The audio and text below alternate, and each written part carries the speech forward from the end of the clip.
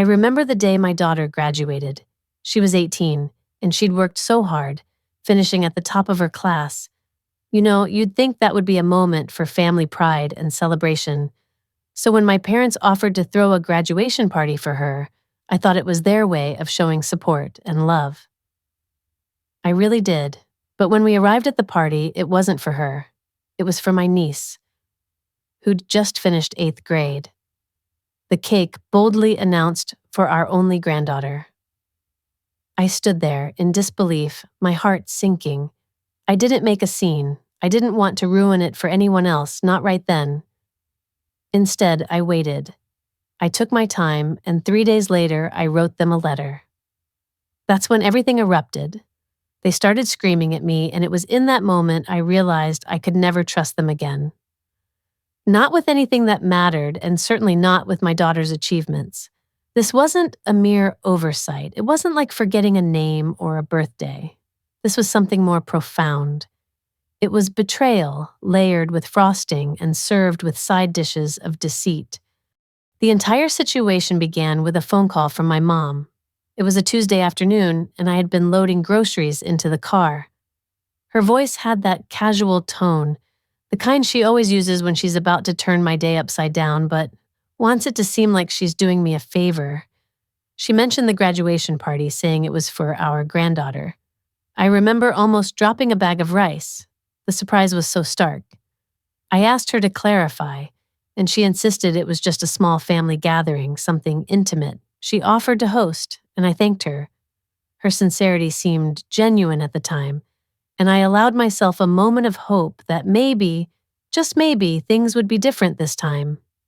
I didn't stop to think about whom she might have meant by our granddaughter. It felt obvious. My daughter Mia had just graduated high school. She'd been valedictorian, after all. She'd pushed through 4 long years of challenges, late nights, and group projects. She'd carried emotional burdens no teenager should have to endure. She'd achieved so much, and I thought perhaps my parents finally saw her as I did. That evening, when I told Mia about the party, her eyes brightened. The mention of her grandparents brought a flicker of hope to her face. It was like, after all her efforts to be kind, helpful, and good, someone had finally acknowledged her. If I could go back and speak to us both that night, I would have warned us not to get our hopes up. The day of the party arrived, and it was unbearably hot. One of those humid summer days that saps your energy by midday. My husband Marcus was frantically looking for his nice shoes, while Mia kept changing her earrings, trying to find the perfect pair.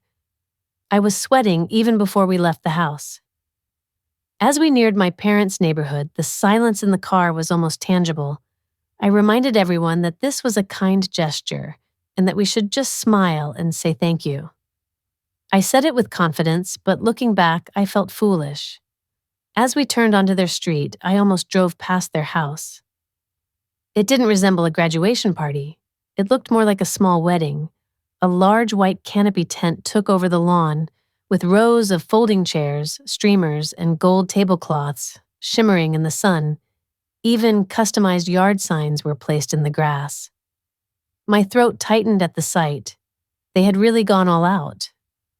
Marcus whispered his disbelief, and Mia leaned forward, quietly stunned. We parked and stepped onto the lawn, instantly surrounded by a crowd. Hugs, air kisses, plastic cups of lemonade were thrust into our hands. People I hadn't seen since childhood were everywhere: family, friends, cousins, even my uncle's ex-wife.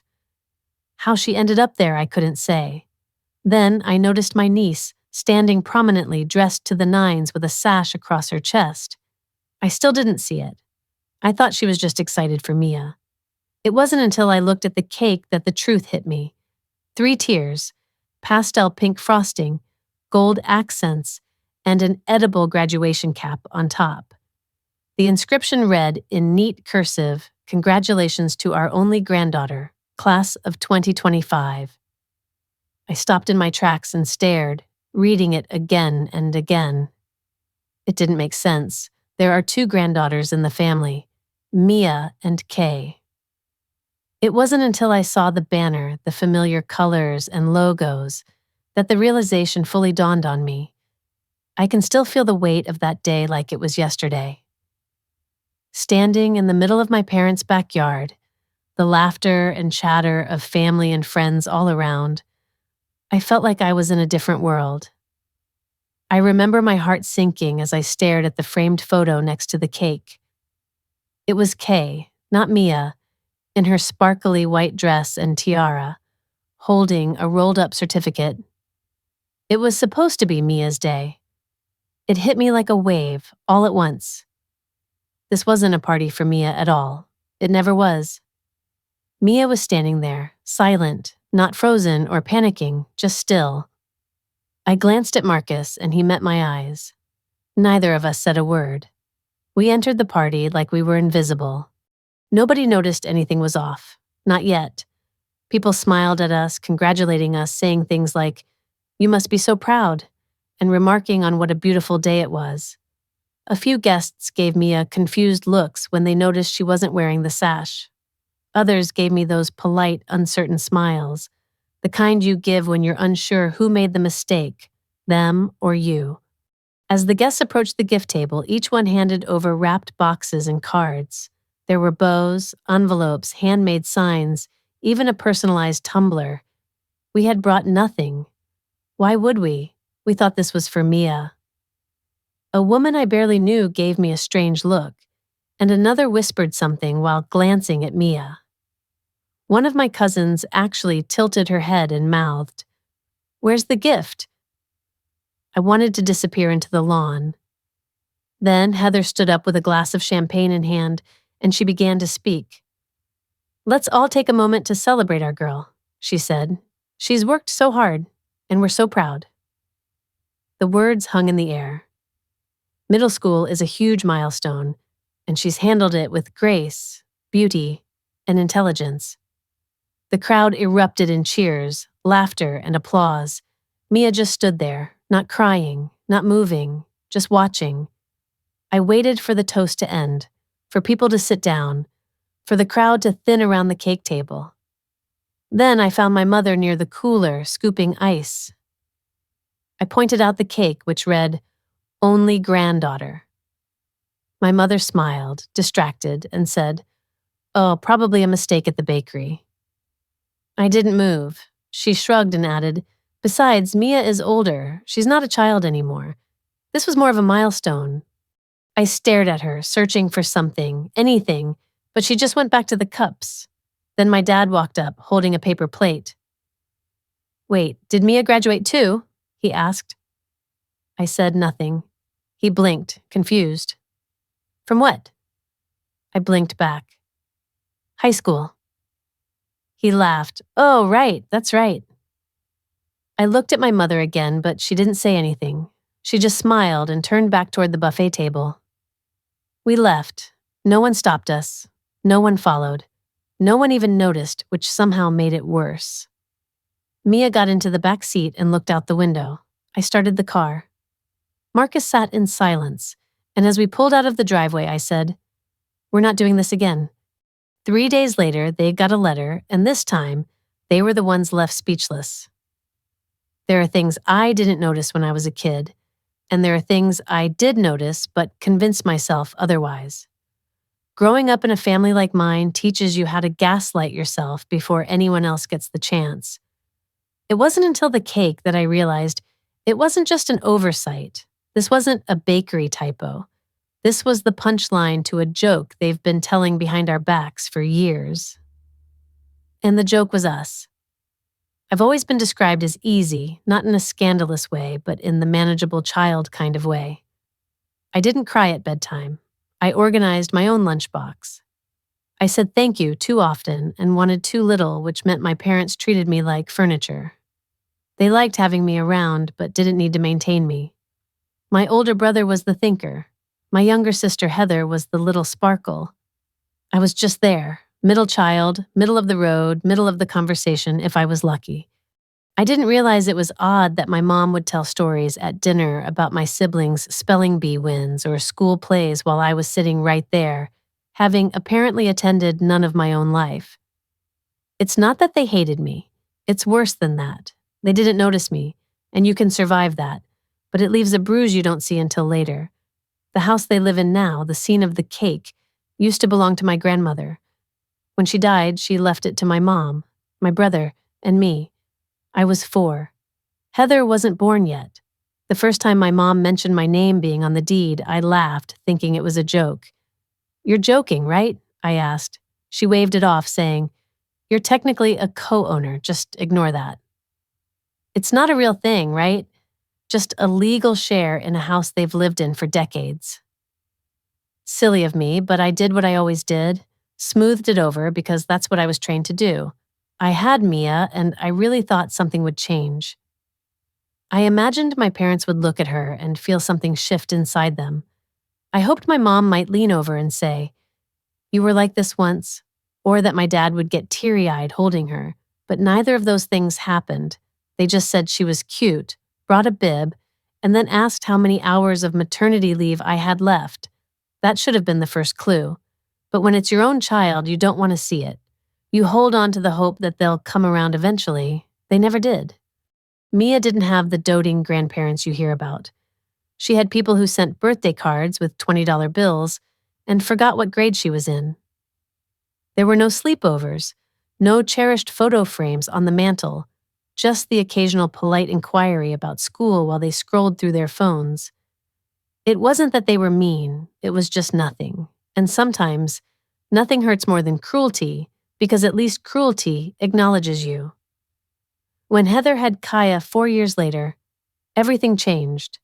There were balloons, hand-knitted sweaters, and a silver rattle with her initials engraved on it. Who even gets something like that? My dad suddenly mastered the photo printer, printing out every picture of her. My mom joined a Facebook group for hip, modern grandmothers. Suddenly, they had all the time in the world. They had strong opinions. They embraced their new role as grandparents with a capital G. But for Mia, they were just older relatives we saw twice a month at dinner. We never missed a dinner. We smiled, brought dessert or a side dish, and listened to long stories about Kaya's piano performances and tooth fairy adventures. Mia even complimented Kaya's drawings, which were usually just a few purple crayon lines, and a triangle she insisted was a dolphin. I think Mia understood what was happening, but she kept trying, truly and earnestly. She offered to help clean up, set the table, and laugh politely at Grandpa's terrible jokes. She taught them how to use the TV remote, how to write an email, and how to save a contact in their phone. I watched her, gently typing as if hoping that being kind and useful might finally mean she was worthy, not of gifts or money, but of love. Her other grandparents, my husband's parents, live in Europe. She might get to see them once a year, if that. So it wasn't just about attending Sunday dinners.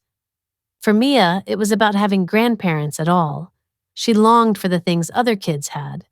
Relatives who shared embarrassing baby stories, pinched her cheeks, and mailed strange souvenirs from tourist traps in Florida. She wanted to be the kind of granddaughter people remembered fondly. And she was.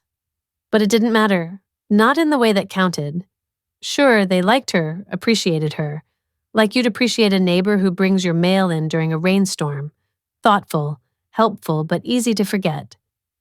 During her senior year, she poured everything into her efforts. She graduated at the top of her class, won debate tournaments, racked up volunteer hours. She really did it all. And I could see it building inside her, this quiet, swelling hope that maybe success would finally shift the balance. She never said it aloud. She didn't have to. She'd casually drop things like, "I think Grandpa likes history, right? I aced that project." Or, "Do you think Grandma saw the photo you posted?" She wasn't asking for a big celebration, just a simple acknowledgement, a sign that she mattered for more than just showing up and helping out. I told them about her graduation weeks ahead of time, sent the details not once but twice. No RSVP. Then, 3 days before the ceremony, my mom texted, "Sorry, not feeling 100%. Might sit this one out." Sit it out like it was a backyard barbecue, like it wasn't the conclusion of 18 years of effort and perseverance. When I broke the news to Mia, she didn't say a word.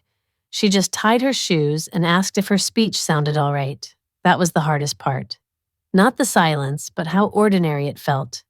So, when my parents later called to say they wanted to throw a graduation party for our granddaughter, I didn't hesitate. I didn't question it. I didn't analyze. Of course, I assumed they meant Mia. Who else could they be talking about? They said, our granddaughter.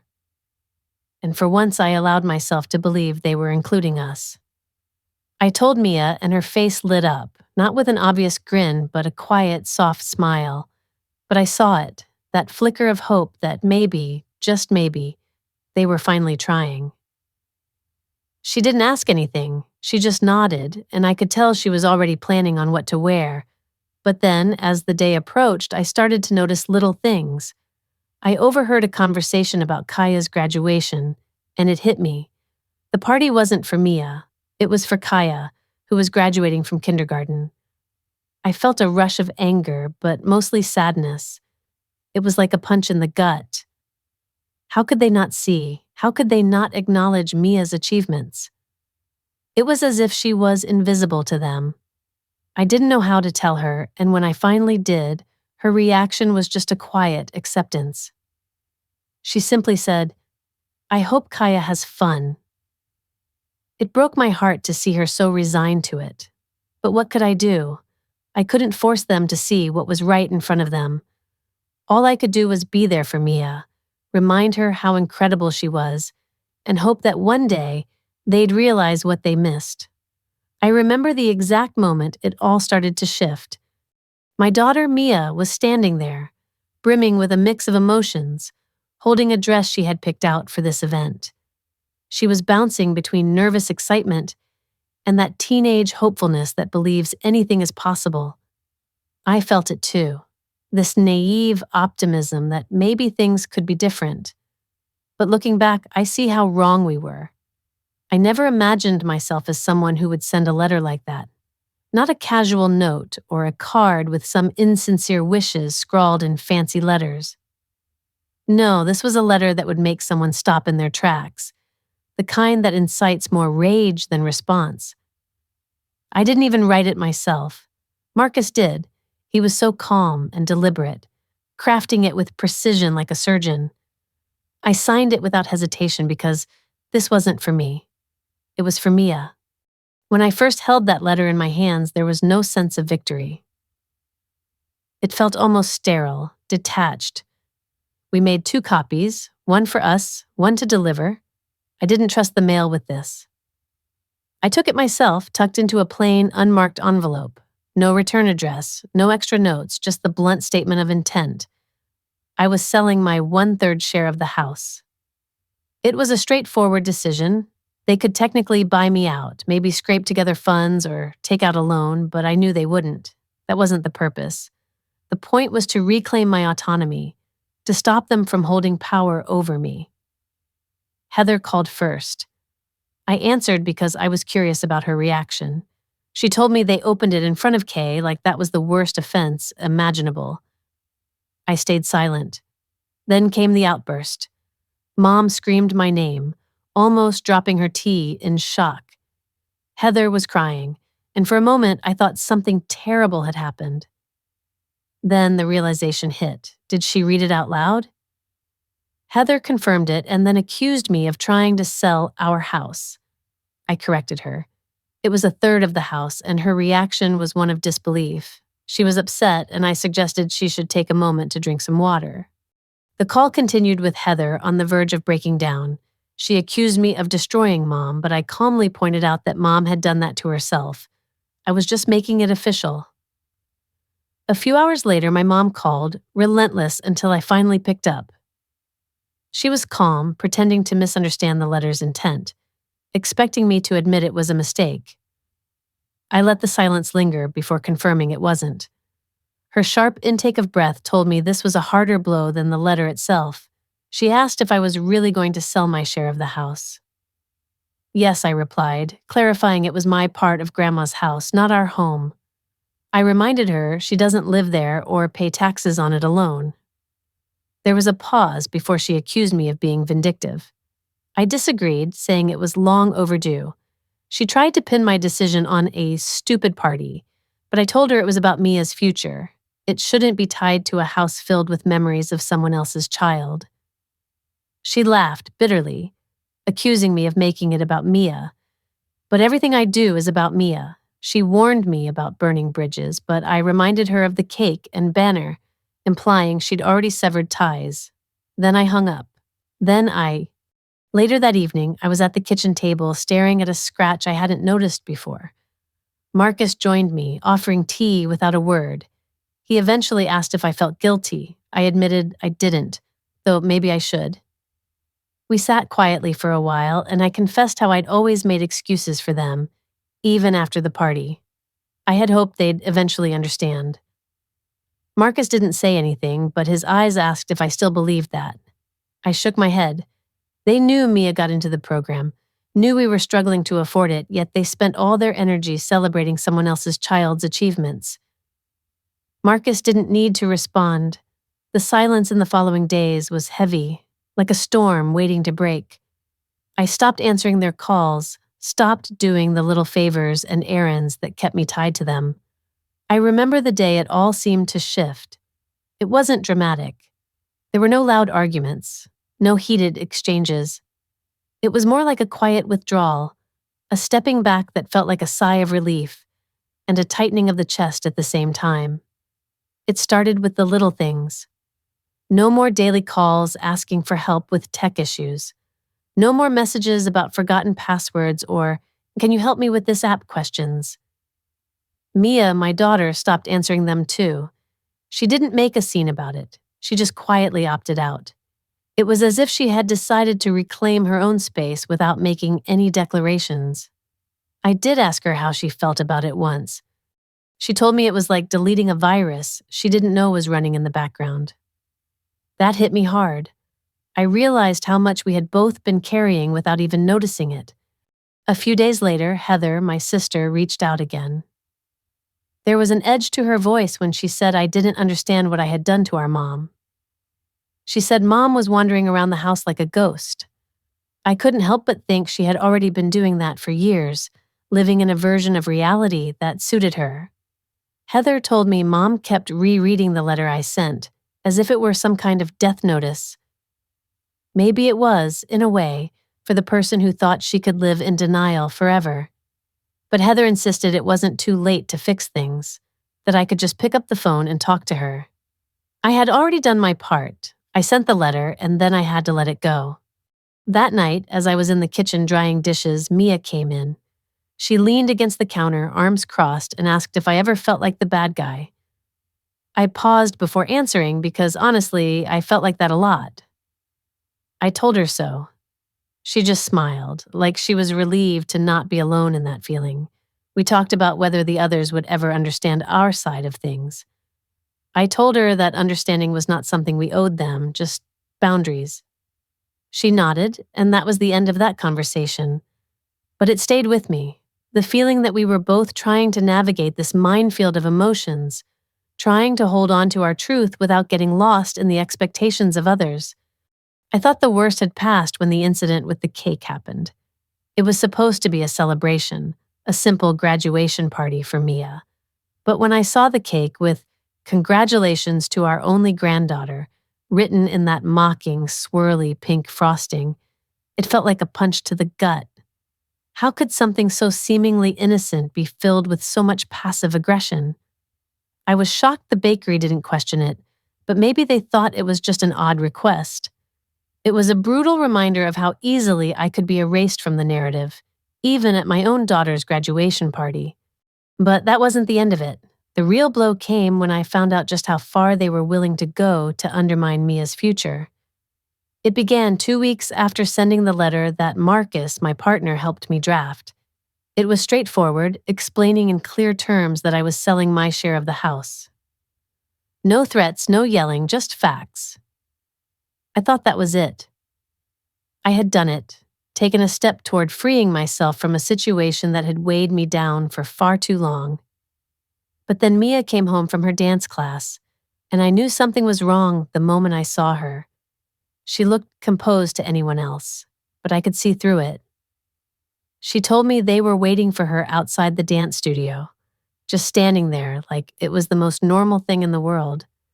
They waved her over, acting like they just happened to be in the neighborhood. It was all an act. They had never shown interest in her hobbies before, but now they were suddenly aligning their schedule with hers. It was absurd. She said they started off nice, like actors playing a part in a bad play. But then they launched into their script, trying to guilt her into talking to me about not selling the house, about how I was making them homeless. They wanted her to be the mediator, the messenger. Mia, in her calm, steady way, told them no. No drama, no shouting, just a firm no. But then my mother looked her straight in the eye and said something that chilled me. Fine, but choices have consequences. Mia just walked away. I stood in the kitchen for a long time after she left, staring out of the window, trying to calm the storm inside me. I expected guilt trips and manipulation, but dragging Mia into it, making her the one to try and control me, that was a new low, and still, the worst was yet to come. As the weeks passed, I started to believe we were moving forward. We were talking about college, dorm furniture, and meal plans. It felt like we were finally breathing again, like the weight was lifting. Then the envelope arrived. It had the university logo on it, and Mia thought it was her housing packet. She opened it at the kitchen counter while I was rinsing a bowl. I heard her breath catch, and when she handed it to me, I saw why. It wasn't housing information. It was a notice from the admissions office. Her enrollment was under review. An anonymous report had been filed alleging all sorts of things: omissions, inconsistencies, undisclosed legal issues. The language was cold and clinical, like reading an autopsy report of something still alive. Mia was silent, and Marcus read it, his expression turning from confusion to anger. It felt like someone had kicked the door open and set fire to our plans. I sat down hard, needing a moment to process this. I understood what it meant, what it implied. This wasn't just a misunderstanding. I remember the day so vividly, like a scar that's always there, reminding me of what happened. It wasn't just another family squabble or a petty disagreement. This was something else entirely. A direct assault, not on me, but on someone I cared about deeply. I felt this burning need to act, so I just grabbed my coat and keys, leaving without a word to Marcus. I drove across town, the car almost steering itself, fueled by an anger that simmered beneath my calm exterior. I wasn't worried about what I would say when I got there. No, my fear was rooted in what might remain unsaid, the things that needed to be voiced but could be swallowed by the moment. When I arrived, my father opened the door almost immediately, as if he'd been watching for my arrival.